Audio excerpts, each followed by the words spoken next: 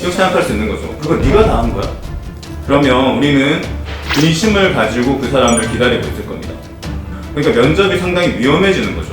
회사와 자기소개서와 면접에서 가장 보는 것은 특별함이 아니라 적합함입니다.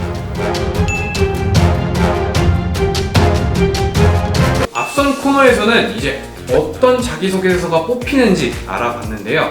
그렇다면 이번에는 어떤 자기소개서가 뽑히지 않는지를 알아보도록 하겠습니다. 이런 자기소개서 뽑지 않아요. 탑 3입니다. 첫 번째입니다. 팀이 한 행동 중심으로 서술되어 있는 자기소개서. 근데 약간 개인의 결과물보다 팀으로서 활동했을 때 결과물이 조금 더 훌륭하고 조금 더 나은 결과물일 때가 있을 수도 있잖아요. 그런 경우에는 어떻게 쓰는 게 좋을까요? 그 와중에 거기에서 내가 뭘 했는지를 적으셔야죠. 이렇게 생각할 수 있는 거죠. 그거 네가 다 한 거야?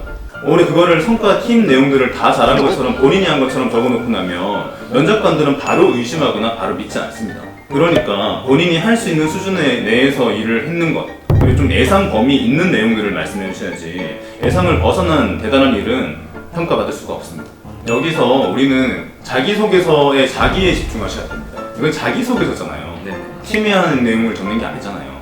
가령 예를 들어서 평창올림픽에서 통역봉사를 했다고 합시다. 그럼 평창올림픽이 중요한가요? 통역봉사가 중요한가요? 통역봉사가 중요하죠? 근데 왜 평창올림픽이 강조됩니까? 그러니까 평창올림픽이라는 것이 대단한 큰 이벤트였고 사건이었으니까 그 안에서 일을 한 내가 참 대단하다라는 이야기를 하고 싶은 것 같은데 사실 그건 중요하지 않고요. 평창올림픽에서 통역 아르바이트를 더 잘하기 위해서 내가 어떤 노력을 했나, 사실 이런 이야기들을 말씀해 주셔야 되는데 평창올림픽이 얼마나 대단했었고 내가 거기에서 몇 번째였고 이런 말들은 사실 할 필요가 없다는 뜻입니다. 훌륭한 팀의 결과물을 말할 수 있지만 그 결과물을 만들기 위해서 개인이 어떤 노력을 했는지 그걸 말하는 게 중요하겠네요. 네, 그럼 두 번째 말씀드려 볼게요. 상황이 너무 길게 적힌 자기소개서가 두 번째로 뽑혔어요. 근데 이거는 제가 쓰다 보면 어쩔 수가 없거든요. 이게 쓰다 보면 이것도 설명해야 되고 이것도 써야 되고 내가 이 상황에서 어떻게 했는지를 설명하려면 상황을 길게 적을 수밖에 없더라고요. 그렇죠. 이건 왜 안 뽑나요? 잘 안 되죠. 왜냐하면 내가 그 이야기를 해야지 긴 이야기를 할 수 있을 것 같거든요. 그래서 여기는 연습이 필요할 수밖에 없습니다. 근데 이 연습이 잘 되신 분들은 면접에서도 마찬가지로 좋은 효과가 있을 수 있는데 상황에 대한 이야기를 길게 한다고 해서 앞에 있는 평가자가 평가를 할 수 있는 부분은 아니거든요. 그 구체적인 노력들을 보여주시면 이 사람이 했다라고 생각할 수밖에 없게 되는 거죠. 그러니까 상황은 결국에 판을 깔아주는 것 뿐이지 그 판 위에 있는 사람이 보고 싶은 거기 때문에 그러려고 하면 상황을 줄이는 연습을 하실 수밖에 없습니다. 결국에는 이 상황에 매몰돼서 여러분들이 한 행동, 역할 이런 거를 빼먹으면 안 될 것 같습니다. 마지막 탑3는 신입 수준에선 도저히 이룰 수 없는 성취 이력입니다. 이거 같은 경우에는 약간 오버해서 쓸 수도 있는 거 아닌가요?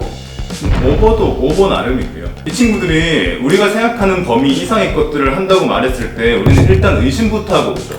근데 신입사원이 갑자기 우리가 만약에 들어와가지고 관련된 자료를 조사하는 수준의 것들을 원하는데 그 자료 수준을 다 검토해가지고 관련된 이제 전문가들을 다 만나서 그리고 난 다음에 그 사람의 협약을 체결해가지고 돈을 벌어오겠대. 그거는 좀 오바잖아요. 네. 너무 큰 오바를 하면 우리가 믿을 수가 없는 거죠. 근데 그 오버에 대한 근거를 적어놨는데 근거가 그렇게 길지 않다. 그러면 우리는 의심을 가지고 그 사람을 기다리고 있을 겁니다. 그러니까 면접이 상당히 위험해지는 거죠. 올해 신입사원의 수준에서 제일 잘할 수 있는 범위의 내 이야기를 정말 이제 컴팩트하게 깔끔하게 적어놓고 나면 우리가 기대를 했기 때문에 추가적인 관련된 질문을 할 수가 있는데 자기가 다 했거든요. 그런 거 믿을 수가 없어요. 맞아요. 이게 어떻게 보면 조금이나마 튀어 보이려고 조금이나마 그 채용하는 사람의 눈에 들려고 조금 이렇게 오버해서 쓰는 게 있는데 그 채용하는 입장에서는 다 그걸 알고 있다는 거죠. 알고 있습니다. 그리고 여기서도 아까 튀어보자라는 말이 상당히 저도 이제 좀 잊게 되는데요. 특별한 사람을 뽑는 것이 아닙니다. 너무 일을 잘하는 사람은 결국 이 회사를 떠날 수도 있습니다. 그래서 회사와 자기소개서와 면접에서 가장 보는 것은 특별함이 아니라 적합함입니다. 그러니까 너무 튀려고 노력하지 않으셔도 될 것 같습니다. 네, 좋습니다. 결국에는 그 회사에 적합한 사람이 되기 위해서 자기소개서를 써야 한다는 게 제일 중요한 것 같네요. 자, 오늘 이렇게 자기소개서 편 영상을 마무리해 보려고 합니다. 저희 강동호랑에서는 우리 청년들을 위해서 다양한 정책과 프로그램들을 준비하고 있습니다. 그렇다면 강동호랑은 어떻게 이용이 가능할까요?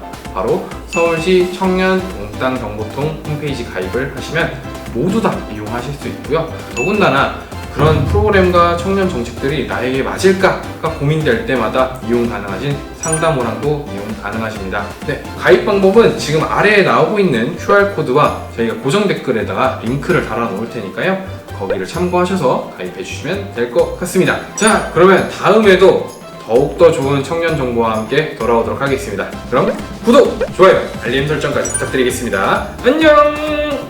근데 가끔씩 정말 다 한 사람이 있어. 진짜요? 진짜 가끔씩 정말 대단한 사람이 많아요. 면접, 신입 면접자. 어떤 생각이나요? 왜 지원했지 이런 아, 그렇게 돼. 우리 수준에 맞지 않다. 구글 갔어야지. 그러면 결국에 또 안 뽑게 안 뽑아요. 안 뽑아요.